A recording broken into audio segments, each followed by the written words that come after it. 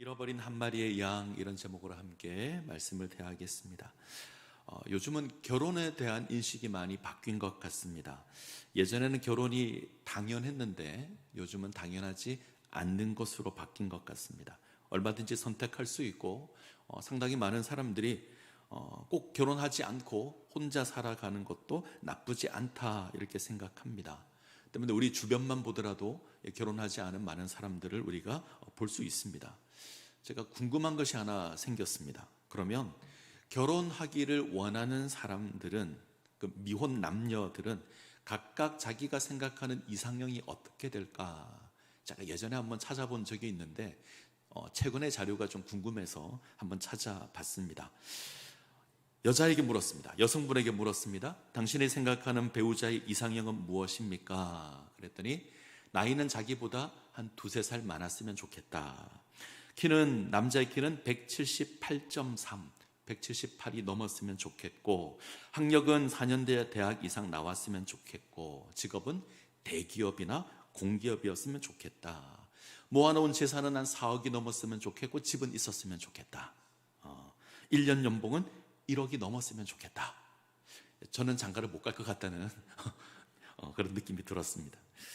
남자에게 물었습니다. 당신이 생각하는 배우자의 이상형은 무엇입니까? 나이는 두세 살 어렸으면 좋겠다. 키는 163이 넘었으면 좋겠고, 학력은 4년제 대학을 졸업하고, 직업은 사무직이고, 재산은 한 2억 5천 정도 있으면 좋겠다. 1년 연봉은 7천만 원이 넘었으면 좋겠다. 예전하고 참 많이 바뀌었습니다. 흥미로운 건 특별하게 변한 게 하나 있고요, 변하지 않은 게 하나 있습니다. 변한 것은 나이에 대한 생각이 바뀌었습니다. 예전에는 이랬습니다. 남자는 30살 정도, 이 정도면 적당할 것 같다.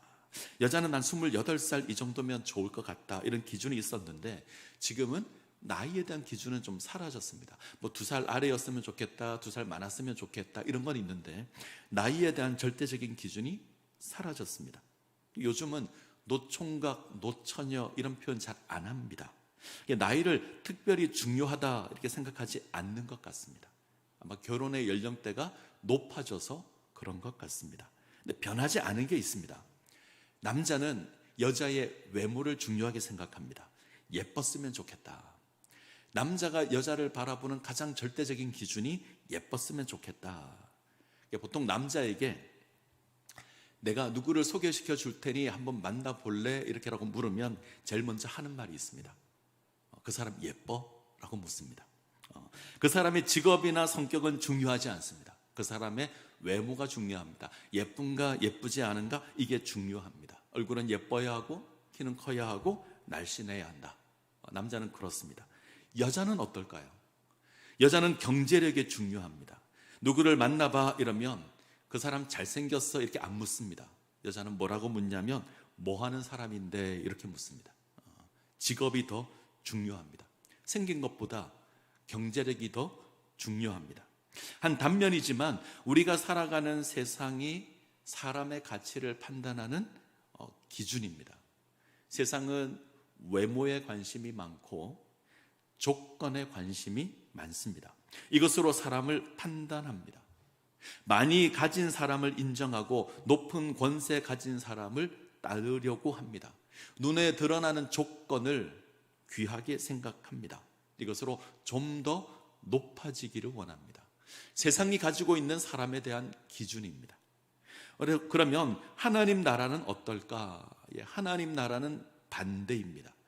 하나님 나라는 낮아지고 섬기는 것이 하나님 나라의 가치입니다. 세상의 가치와는 다릅니다. 세상의 가치는 더 많이 가지는 것이고 더 많이 높아지는 겁니다. 하나님의 나라는 낮아지는 것이고 섬기는 것입니다. 그래서 가치의 기준이 다릅니다. 우리가 지난 시간 천국에서 누가 더 큰가, 이 문제를 다루었습니다. 예수님을 따르던 제자들이 이 땅에 영광의 나라가 임하기를 기대하고 있고, 그 나라가 임하면 그 영광의 나라에서 한 자리씩 할 것이다, 이런 기대감을 가집니다. 그리고 자기들끼리 논쟁을 합니다. 하나님의 나라에서 누가 더 큰가? 우리 가운데 누가 첫 번째 자리에 앉을 건가? 뭐 예수님이 왕이면 누가 우의정, 좌의정에 앉을 건가, 이것을 논하고 이것으로 갈등을 하고 있습니다. 이들이 묻죠. 천국에서 누가 더 큽니까? 우리 가운데 누가 더 큽니까? 이것을 묻습니다. 예수님의 대답은 어린 아이입니다. 자, 18장 3절을 한번 볼까요? 18장 3절 같이 읽습니다. 이르시되 진실로 너희에게 이르노니 너희가 돌이켜 어린아이들과 같이 되지 아니하면 결단코 천국에 들어가지 못하리라. 어린아이와 같지 않으면 천국에 들어갈 수 없다. 이때 어린아이와 같아야 한다, 이 말은 순수해야 한다, 이런 말이 아닙니다. 가장 낮은 존재가 되어야 한다. 고대 사회에서 어린아이는 대접받지 못하는 존재였습니다. 비천한 존재였고 보잘것없는 존재였습니다. 한 사람의 인격체로 대우받지 못했습니다. 숫자를 셀 때에도 세지 않을 정도로 그 가치를 인정받지 못했습니다. 이런 의미에서 가장 낮은 자가 어린아이입니다. 예수님의 가르침은 분명합니다. 하나님 나라에서는 가장 낮은 자가 가장 높은 자다. 낮아지는 것으로 인정받는 나라가 하나님의 나라입니다. 그래서 낮아짐과 섬김의 원리가 있는 곳이 하나님의 나라입니다. 하나님의 나라가 예수님의 섬김으로 성취되기 때문에 그렇습니다. 하나님의 아들이신 예수님께서 친히 이 땅에 오십니다. 십자가를 지시고 우리 죄를 대신하여 죽임 당하십니다. 이기는 것이 아니라 지십니다. 가장 낮은 자리에 임하십니다. 이것으로 우리를 구원하십니다. 하나님의 나라는 높아져서 군림하는 나라가 아닙니다. 하나님 나라는 낮아져서 섬기는 나라입니다. 자, 때문에 누구도 무시당할 수 없습니다. 누구도 업신여김을 당할 수 없습니다. 하나님께서 택하셨고 하나님께서 부르신 하나님의 백성들입니다. 하나님께서 택하신 자를 누군가 실족하게 만들 수 없습니다. 만약 누구라도 실족하게 된다면 실족하게 만든 그 사람은 연자맷돌을 목에 걸고 바다에 빠지는 것이 더 낫습니다. 세상에는 실족하는 일이 있죠. 반드시 있습니다. 사람들은 이기기를 원하고 높아지기를 원하고 군림하기를 원합니다. 때문에 경쟁합니다. 누군가는 경쟁에서 져야만 하고 누군가 높아지면 누군가는 낮아져야 합니다. 때문에 세상에서는 실족하는 일이 반드시 있습니다. 근데 하나님 나라는 아닙니다. 교회는 아닙니다. 하나님 나라는 섬기는 나라이고 하나님 나라는 낮아지는 나라입니다. 때문에 누구도 실족할 수 없습니다. 만약 우리 가운데 누군가 실족하는 일이 있다면 실족하게 만든 사람은 하나님의 심판이 있을 겁니다. 자, 오늘 우리가 대하는 말씀에서 예수님께서는 다른 사람을 실족하게 하지 말아야 한다. 자, 그 이유에 대해서 말씀하시는데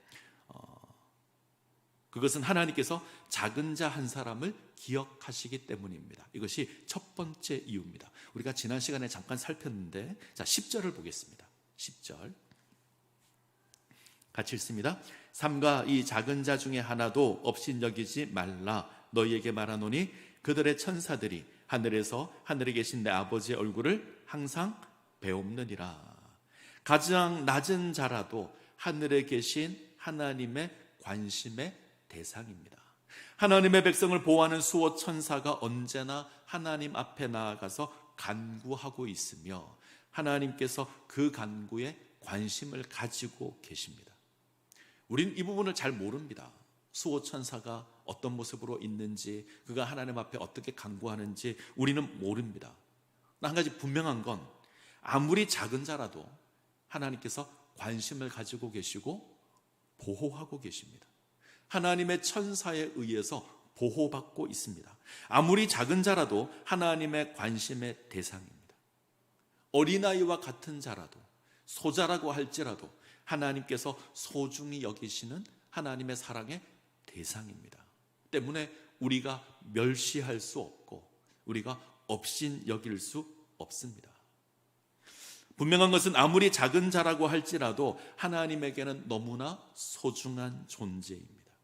하나님께서 관심을 가지고 계시고 하나님께서 사랑하시고 독생자를 보내어서 구원한 하나님의 백성입니다. 이거 기억하셔야 합니다. 하나님께서 날마다 천사를 통해 지키시는 그 하나님의 백성, 우리가 실족하게 만들 수 없습니다. 우리가 업신여길 수 없습니다. 이 권정생이라는 동화 작가가 있는데 이분이 기록한 책 가운데 강아지똥 이런 제목의 책이 있습니다. 조금 유명한데 내용은 그렇습니다. 어느 날 돌담 밑에 강아지 한 마리가 남기고 간 똥 한 덩어리가 떨어져 있습니다. 강아지 똥은 자신이 세상에서 가장 더럽고 쓸모없는 존재라고 생각합니다. 참새, 닭, 사람, 이 모든 존재가 더럽다고 피합니다. 때문에 혼자 슬퍼하죠. 그러던 중에 흙덩이를 만납니다. 흙덩이가 이렇게 고백합니다. 세상에 쓸모없는 존재는 없다. 이렇게 위로해 주죠. 하지만 강아지 똥은 여전히 자신은 쓸모없는 존재라고 생각합니다. 자, 겨울이 지나고 봄이 왔습니다. 민들레의 싹이 돋아납니다. 민들레는 이 강아지 똥에게 아름다운 꽃을 피우기 위해서 걸음이 필요하다. 자신을 필요로 한다는 이 말에 강아지 똥이 놀랍니다. 한 번도 들어본 적이 없습니다. 쓸모없다는 소리만 들었지 필요하다는 소리를 들어본 적이 없습니다. 자, 그때 강아지 똥은 처음으로 자신이 누군가에게 도움이 될 수 있다는 것을 깨닫습니다. 그리고 자신의 몸을 내어줘서 민들레의 걸음이 됩니다. 비를 맞으며 자신을 모두 내어준 끝에 노란 민들레 꽃이 아름답게 피어납니다. 이게 동화의 내용인데 이야기 속에서 강아지 똥은 보잘것없고 더러운 것이고 가치 없는 겁니다. 아무도 거들떠보지 않는 겁니다. 가장 버림받은 존재, 그것이 강아지 똥입니다. 누가 그거 귀하게 여기겠습니까? 그런데 알고 보면 정말 소중한 존재였다. 세상에 쓸모없는 존재는 없다. 이것이 이야기의 중심 주제입니다. 아주 작은 존재라도 하나님께서 만드신 겁니다. 보잘것 없어 보이는 존재라도 하나님께서 귀하게 여기십니다. 하나님의 백성은 더욱더 그럴 겁니다. 우리가 볼 때에 작아 보이고 우리가 볼 때에 보잘것 없어 보이고 우리가 볼 때에 비천하게 보일지라도 하나님께서 너무나 귀하게 여기시는 하나님의 백성입니다.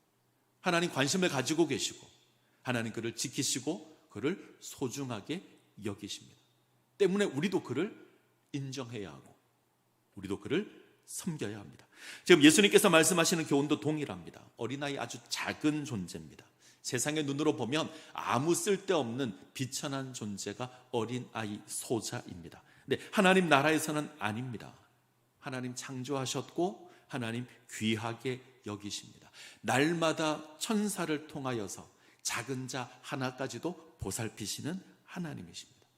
무엇보다 독생자 예수 그리스도를 보내셔서 우리를 구원하게 하셨습니다.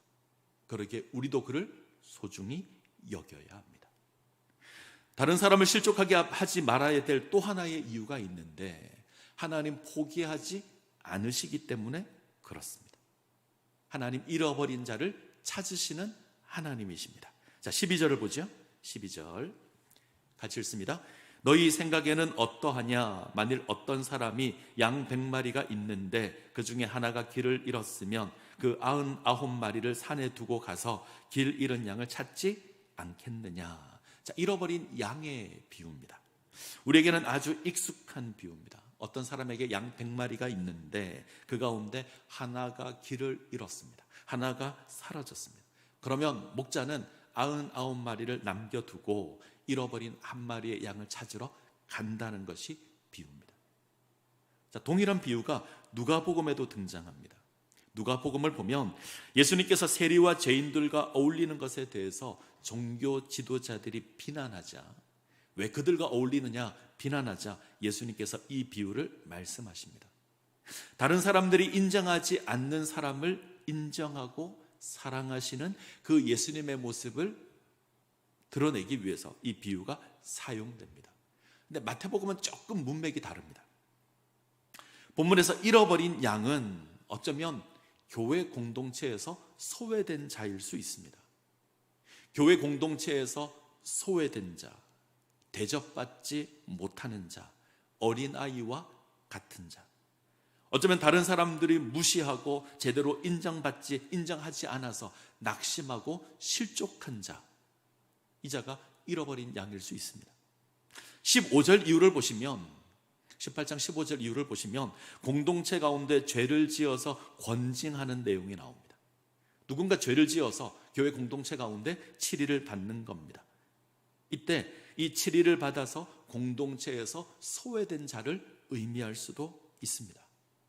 자, 주목할 건 하늘에 계신 하나님께서는 이런 자를 포기하지 않으시고 귀하게 여기신다는 겁니다. 하나님 포기하지 않으십니다. 하나님 관심을 가지고 계십니다. 잃어버린 양의 비유의 핵심은 99마리의 양 못지않게 한 마리의 양에게 관심을 가지신다.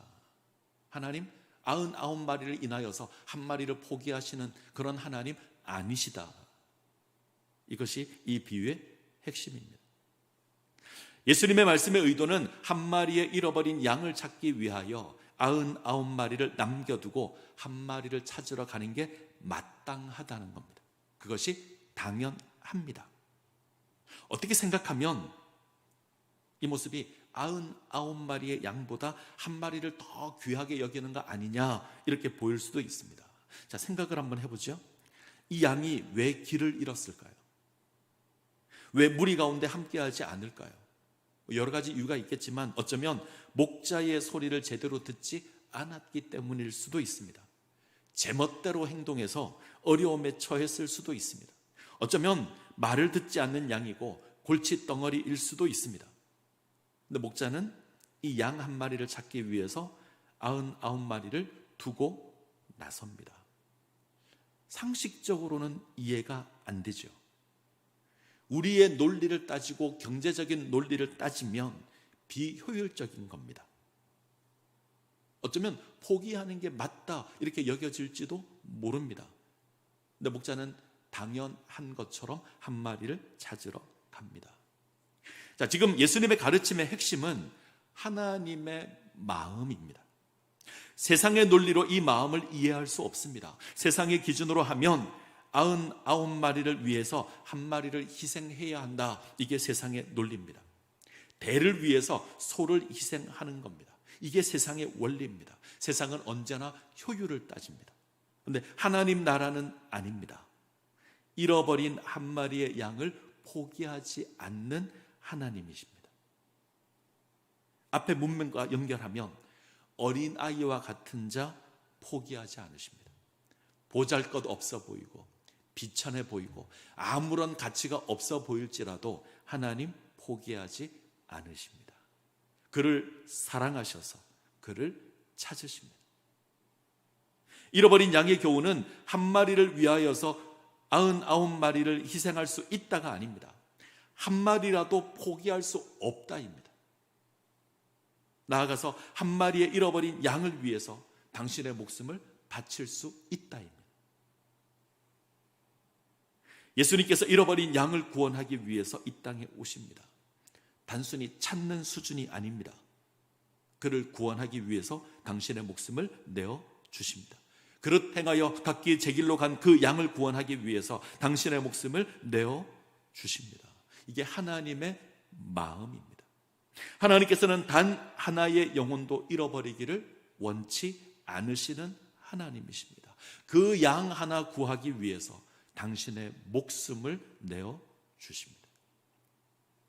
우리에게 3명의 자녀가 있다고 생각해 보십시오. 3자녀 가운데 하나가 실종되면 아직 둘이 남았으니 괜찮다 이렇게 말하는 부모는 없을 겁니다. 잃어버린 자녀를 찾아 나서는 것이 부모입니다. 그것이 당연합니다. 예수님께서는 바로 그 아버지의 마음을 말씀하시는 겁니다. 어쩌면 우리 가운데 이렇게 말하는 사람이 있을 겁니다. 그래도 99마리를 버려두고 찾는 것은 아니지 않는가? 어떻게 생각하면 맞는 겁니다. 한 마리를 위해서 99마리를 포기하는 것은 어리석은 겁니다. 그런데 목자는 그렇게 하지 않았을 거예요. 충분히 대비했을 겁니다. 당시 공동으로 목축을 하는 경우도 많았고 여러 목자들이 모여서 함께 양을 칩니다. 그들에게도 부탁했을 겁니다. 99마리의 양이 위험에 처해 있는 상황은 아닙니다. 자, 지금 이 비유의 핵심은 목자가 99마리를 포기하고 한 마리를 선택한다가 아닙니다. 잃어버린 한 마리까지도 하나님 포기하지 않으신다. 이 아버지의 마음이 핵심입니다. 한 마리까지도 포기하지 않으시는 하나님. 목자는 어떤 경우에도 잃어버린 양을 포기하지 않습니다. 죄인을 구원하러 오신 예수님의 모습입니다. 예수님 잃어버린 죄인을 구원하러 오십니다. 세리 마태를 부르시고 삭개오를 부르시고 사마리아 여인을 부르십니다. 사람들이 인정하지 않았습니다. 존귀하게 생각하지 않았습니다. 가치 없다고 생각했습니다. 근데 하나님께서는 부르십니다. 세리 마태를 부르시고 삭개오를 부르시고 사마리아 여인을 부르십니다. 세상에서 소외되고 인정받지 못하며 버림당한 인생인데 예수님 이들을 기억하시고 이들을 친히 부르십니다. 그리고 이들로 말미암아 기뻐하십니다. 자, 14절 같이 읽습니다. 이와 같이 이 작은 자 중에 하나라도 잃는 것은 하늘에 계신 너희 아버지의 뜻이 아니니라. 자, 이 말씀의 의미는 우리의 생각을 바꾸라는 겁니다. 어쩌면 우리의 관심은 잃어버린 한 마리가 아니라 남아있는 99마리의 양일 겁니다. 우리는 어쩌면 세상과 동일한 관점으로 교회를 이해할 때가 많습니다. 교회에 잘 나와서 신앙생활을 하고 아무런 말썽을 일으키지 않고 신앙생활을 잘하는 사람들에게만 관심을 가집니다. 이들을 보살피는 게 중요하다고 이야기합니다. 반면에 낙심을 하거나 신앙생활을 잘 하지 않거나 때로는 비천해 보이고 보잘것없어 보이는 성도에게는 관심을 가지지 않습니다. 사람들이 그렇습니다. 지금 예수님의 말씀은 그 마음을 바꾸라는 겁니다. 한 명도 잃어버리면 안 됩니다. 한 마리의 양도 잃어버릴 수 없습니다. 자, 18장 15절 이하를 보시면 교회 권징에 관한 교훈이 등장합니다. 교회 공동체 가운데 죄를 지었습니다. 권하지만 듣지 않습니다. 그래서 치리를 해야 되는 상황이 주어집니다. 잃어버린 양의 비유를 이 교훈과 연결시키면 잃어버린 양은 문제가 있어서 공동체에서 치리를 받는 양이 될 수 있습니다. 이 교훈의 결론은 비록 치리의 대상이 된다고 할지라도 그를 버릴 수 없다입니다.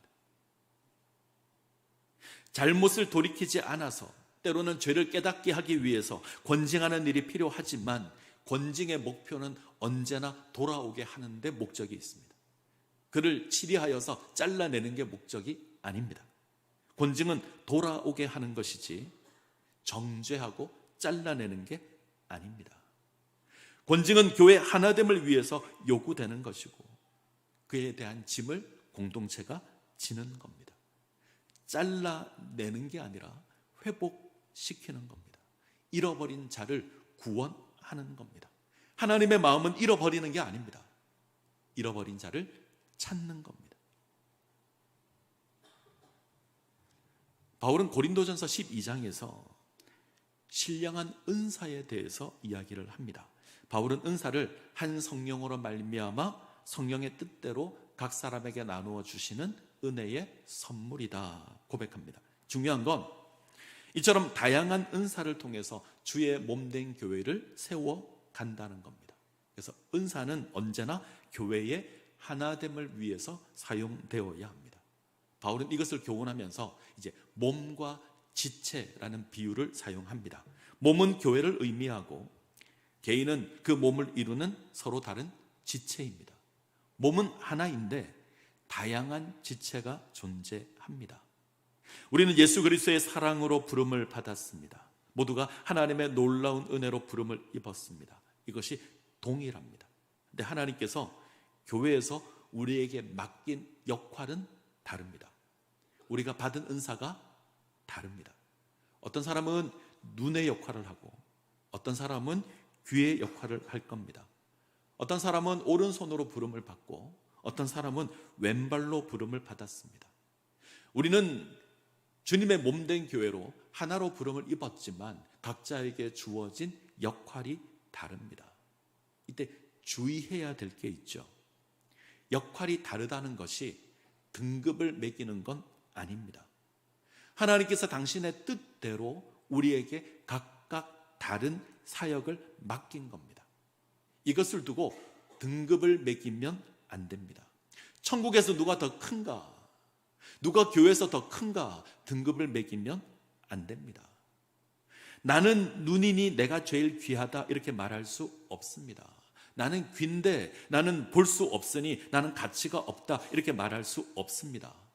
오른손이 왼손을 향해서 너는 보잘것없다 말할 수 없고요. 오른발이 왼발을 향해서 너는 가치 없다 말할 수 없습니다. 각자에게 주어진 모습이 다르고 역할이 다릅니다. 그것을 인정하고 용납해서 하나가 되어야 합니다. 그게 교회입니다. 보잘것없어 보인다고 해서 필요 없다고 말할 수 없습니다. 오른손이 잘못했다고 해서 잘라버리자 할 수 없고 왼발이 실수했다고 해서 잘라버리자 할 수 없습니다. 용납해야 합니다. 더욱더 기억해야 될 사실은 하나님께서 각 지체들을 공평한 모습으로 대하신다는 겁니다. 자, 고린도전서 12장 22절에서 24절. 자, 같이 읽겠습니다. 그뿐 아니라 더 약하게 보이는 몸의 지체가 도리어 요긴하고 우리가 몸에 덜 귀히 여기는 그것들을 더욱 귀한 것으로 입혀주며 우리의 아름답지 못한 지체는 더욱 아름다운 것을 얻느니라. 그런즉 우리의 아름다운 지체는 그럴 필요가 없느니라. 오직 하나님이 몸을 고르게 하여 부족한 지체에게 귀중함을 더하사. 약하게 보이는 지체가 더 요긴하고 더 중요한 역할을 합니다. 눈이나 코나 귀는 작습니다. 그런데 굉장히 중요한 역할을 합니다. 눈은 보는 역할을 하고 코는 냄새를 맡고 귀는 듣습니다. 입은 음식을 먹고 말을 합니다. 굉장히 중요합니다. 이 가운데 어느 하나라도 고장이 나면 아마 큰일이 날 겁니다.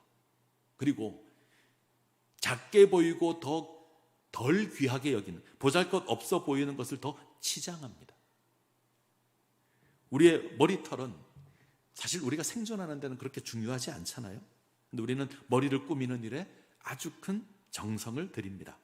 말기도 하고 펴기도 하고 색깔도 입히고 우리는 돈을 투자합니다.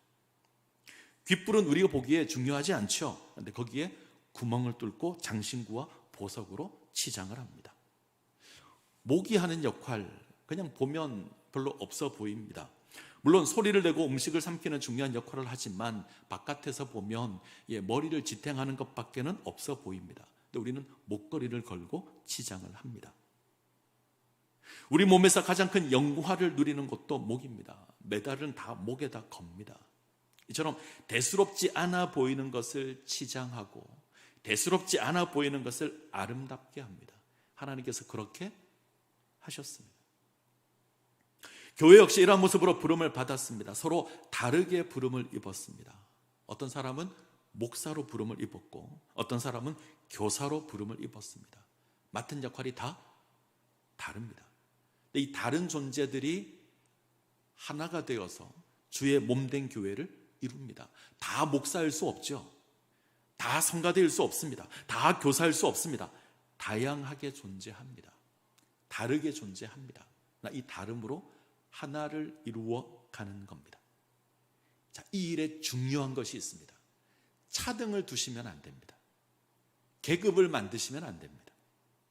보잘것없어 보이는 존재가 훨씬 더 중요한 겁니다. 그러기에 너는 필요 없다 말할 수 없습니다. 행여 누군가 실족함을 당한다면 우리는 반드시 그를 회복시켜야 합니다. 교회는 잃어버린 양 한 마리조차 포기할 수 없는 하나님의 마음으로 세워진 곳입니다. 우리가 그렇게 부름을 입었습니다. 그렇다면 우리 가운데 그 누구도 소외되어서는 안 됩니다. 누구도 제외될 수 없습니다. 우리는 이 일을 위해서 낮아져야 하며 섬김으로 교회를 세워 가야 합니다. 이것이 하나님 나라의 본질이고 하나님 나라의 가치입니다. 자, 꼭 기억하시면 좋겠습니다. 우리 가운데 가장 낮은 자 한 사람까지 하나님의 사랑의 대상입니다.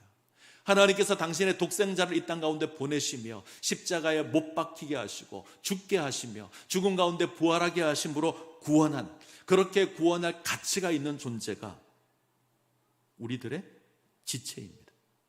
예수 그리스도의 십자가로 말미암아 하나님의 백성으로 부름을 입은 존재입니다. 하나님에게는 너무나 소중한, 너무나 가치 있는 하나님의 관심의 대상입니다. 자, 갈라디아서 2장 20절을 보죠. 자, 같이 읽겠습니다. 내가 그리스도와 함께 십자가에 못 박혔나니 그런즉 이제는 내가 사는 것이 아니요 오직 내 안에 그리스도께서 사시는 것이라. 이제 내가 육체 가운데 사는 것은 나를 사랑하사 나를 위하여 자기 자신을 버리신 하나님의 아들을 믿는 믿음 안에서 사는 것이라. 갈라디아서 2장 20절은 우리의 신앙의 고백이죠. 우리는 이 속에서 우리는 예수님을 이렇게 고백합니다. 나를 사랑하사 나를 위하여 자기 몸을 버리신 하나님의 아들. 나를 사랑하사 나를 위하여 자기 몸을 버리신 하나님의 아들입니다. 예수님께서는 나를 위해서 자기 몸을 버리신 하나님의 아들입니다. 보잘것없는 나를 위해서 이 땅에 오셨고 보잘것없는 나를 위해서 당신의 몸을 내어 주셨습니다. 그런데 내가 받은 이 사랑, 내가 받은 이 은혜, 동일한 사랑과 동일한 은혜를 우리 지체도 받았습니다. 나와 같은 은혜를 받았습니다. 하나님께서 저 사람을 사랑하셔서 저 사람을 위해서 당신의 몸을 버리셨습니다. 작은 자 하나까지 하나님께서 사랑하시고 당신의 백성으로 부르셨습니다. 하나님께서 소중히 여기시고 결코 포기하지 않으십니다. 하나님께서 강아지 똥과 같은 우리를 사랑하셨습니다. 보잘것없는 우리를 사랑하셨습니다. 포기하지 않고 당신의 몸을 버려 구원하십니다. 이 놀라운 사랑 우리가 받았습니다. 자, 그 감격으로 우리는 우리의 지체를 바라보아야 합니다. 우리와 함께하는 지체는 나와 동일한 은혜, 동일한 사랑을 받은 하나님의 백성입니다. 하나님께서 몸버려 사랑하신 귀한 존재입니다. 인정하셔야 되고요, 섬기셔야 합니다. 우리는 그 누구도 거부하거나 실족하게 할 권리를 가지고 있지 않습니다. 만약 우리가 누군가를 거부한다면, 누군가를 배척한다면 그 사람을 사랑한 하나님을 배척하는 겁니다. 자, 18장 14절 볼까요? 마태복음 18장 14절 같이 읽습니다. 이와 같이 이 작은 자 중에 하나라도 잃는 것은 하늘에 계신 너희 아버지의 뜻이 아니니라. 이 말씀을 마음에 새겼으면 좋겠습니다. 이 작은 자 중에 하나라도 잃는 것은 하늘에 계신 너희 아버지 뜻이 아니니라. 하나님께서는 작은 자 가운데 하나도 잃지 않기를 원하십니다. 때문에 99마리의 양을 두고 한 마리의 양을 찾아 나서십니다. 이 하나님의 마음, 이 아버지의 마음을 기억하시고 우리 지체를 용납하시고 섬겨가시기를 간절히 소원합니다.